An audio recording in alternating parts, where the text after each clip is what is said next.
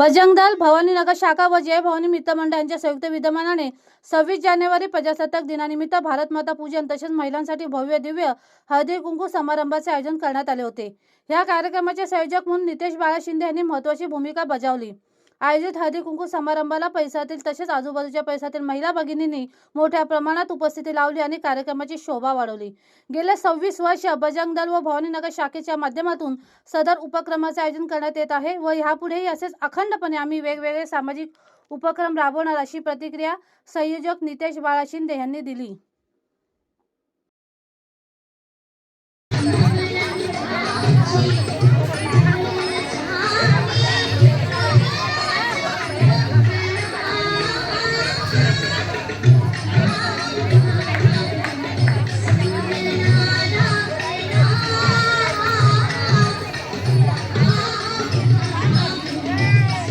आ गया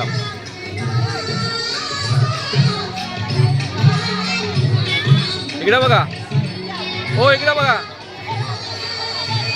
Rupali.